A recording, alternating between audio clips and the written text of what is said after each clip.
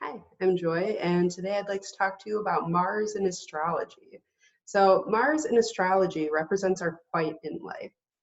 We all have this drive, and it's a very important drive. If you think about the history of humans and how we used to have to hunt for food, defend from predators and from other tribes that might be attacking us or other people that might be attacking us, this used to be something that we used in its purest form a lot more regularly. How it manifests in society now can be like road rage, or it can be competing, like some people are athletes or competing for jobs. It can be defending yourself.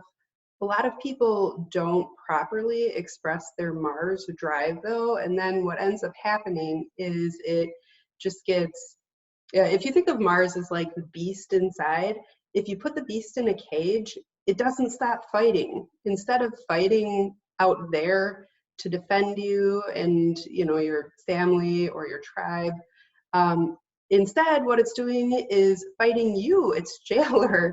And then every now and then it breaks free in like rampages. And the when that happens, it can be very unfortunate. And when people talk about anger issues, that's usually what they're talking about. They're talking about someone who has a disproportionate reaction to a stressful situation, or they just go around being bitter all of the time. It's an angry person, right? So the way to prevent this is to properly utilize that Mars drive to fight for the things that are important to you in a way that actually helps the situation.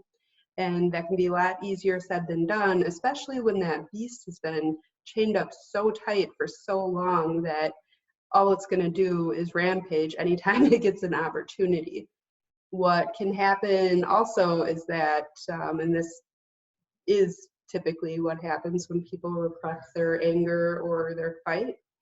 What can happen is it still comes out, but it comes out in these passive aggressive, unintentional often ways. They may, sabotage the situation, like accidentally, unconsciously would be a better way to say it, or they might, have a little bit more bite in their tone when they say something than they meant to, or the words will come out and they think that they mean one thing consciously, but there's like another layer of meaning to it, and it comes out in a way that like people get that message, that passive aggressive message, whether consciously or unconsciously, but it still just ends up creating fights, even though they're not necessarily super overt and obvious fights. And this can really damage relationships over a long period of time, obviously. So what can we do with this fight drive that we have?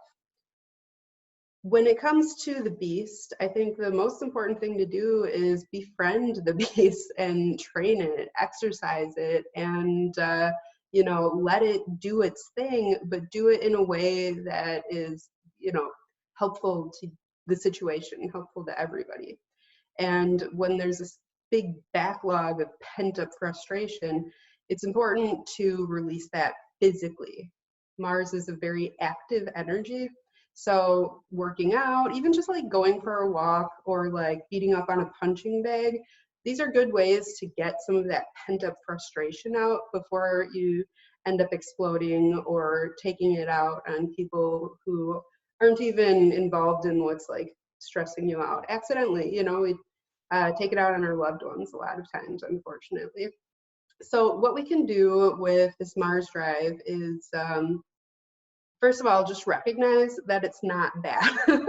And that might be the most important thing to recognize about Mars. This is not bad, hurtful energy at its core. Like the essence of this energy is something that we all need in life. It's our motivation, our drive. It's our ability to compete for something that's important to us. It's our ability to defend ourselves and our loved ones if the situation should arise.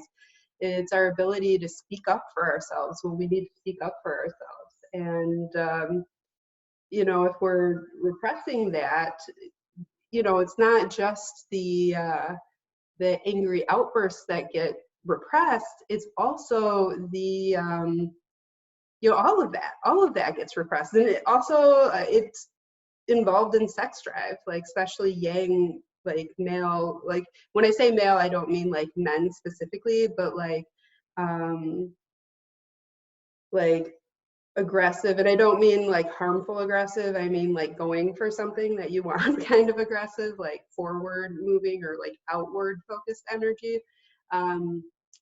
Yang, sex drive. So there's a lot of things that are really important in life that are part of this Mars drive, and it's important not to repress it. So what we can do when we recognize that we're angry about something is just sit with that anger first and foremost, you know, like instead of wondering like, why am I angry right now? Just sit with it, just experience it, feel the anger, and it'll tell you. You don't have to ask it, it'll tell you. And usually it's because there's some kind of threat, you know, it's a fight response to a stressor. And sometimes just recognizing that is enough to take a lot of the reactivity out of it, and then you can offer a response.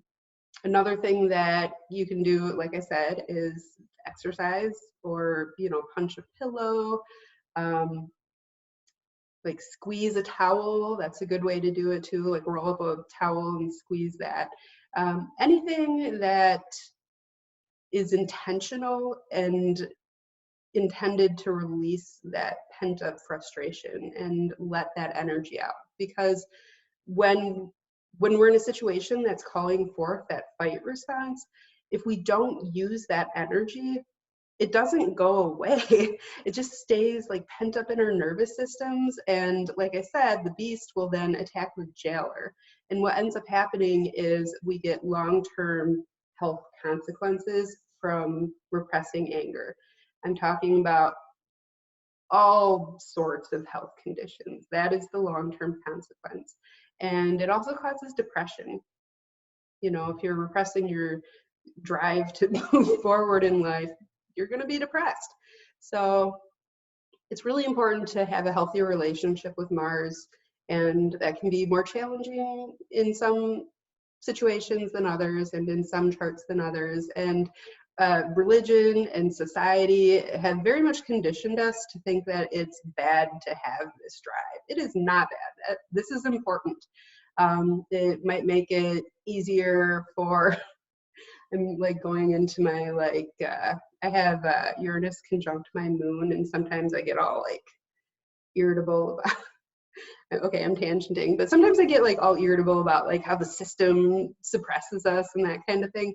But basically, you know, we have been conditioned to be like good little workers and soldiers, and to, you know, be passive and docile and follow orders and like just do what we're supposed to do. And a lot of the drive, you know, the natural responses that we have to things get repressed because of that. You know, if you're in a situation where, you know, you're just like working constantly, and you know, your health is suffering because you're overworking and you're barely meeting your basic needs, and you don't have time or energy to do the things that are important to you in life, the natural appropriate reaction to that is to get kind of mad, like, no, this is nonsense, I'm not dealing with this.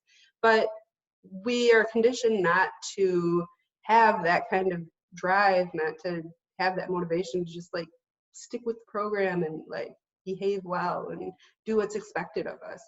And you know, a lot of religious traditions, even ones that I respect a great deal, tell us that anger is bad. I say anger is not bad.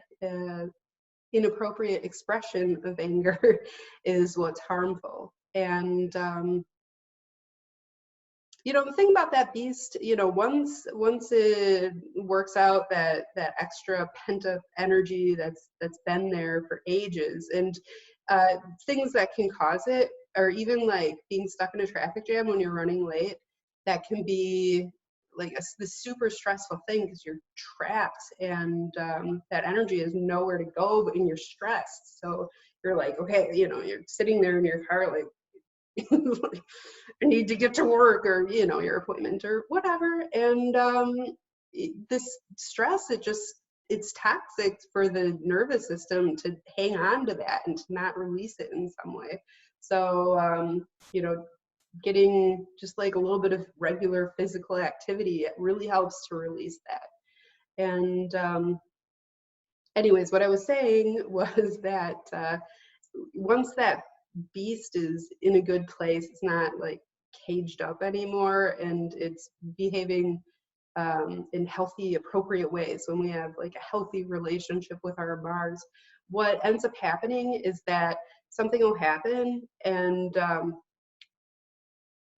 instead of reacting to it, we can respond to it in a moment and let out just a little bit of anger. Like someone will say something or do something, we're like, hey, that hurt, or like, that's not okay, don't do that. You know, and it comes out in ways that are like, it almost seems minor, like if you're watching the situation, someone's like, hey, that's not cool, and then like it's over, and it, you know, it just moves on, and it allows better communication and understanding of each other. And it's good for the relationship, it's good for the people, you know. One of the best things that we can do in life is let other people know where we are on things. Like, hey, this situation is making me feel uncomfortable, I'm not okay with it. You know, it's one of the most important things for being capable of being close to people, connecting to people. Because if you can't do that, if you can't say, hey, this isn't okay, or hey, like, that's okay, but like this other particular thing, I don't like that. If you're not being open with people and expressing that, it makes it so it's not safe to be close to you, because the only thing you can do is just like be quiet and silently withdraw, and then people don't know what this, you know, like people usually, not everybody, but like most people, if they know how you feel about something, they want to honor it, you know. So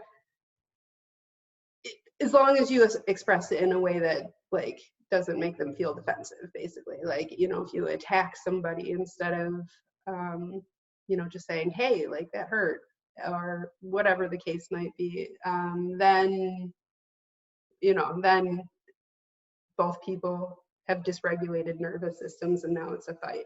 But you know, if you can express it in a way that's safe for everybody, then there's this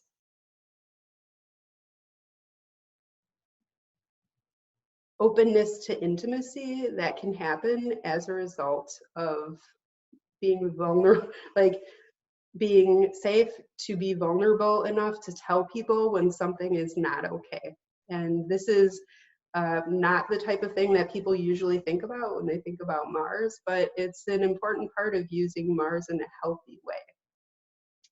And yeah, so basically, once there's no danger of this beast rampaging and overreactions and reactiveness with Mars, because Mars is in a healthy place and the nervous system isn't overly dysregulated, then you can let out just like little bits of it here and there in a way that actually helps the situation and it's not harmful.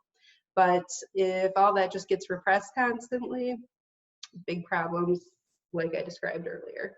So this Mars energy, if you want to know how you personally express Mars energy, look at what sign it's in your chart. And if you want to know what area of life where you're most likely to express it. So like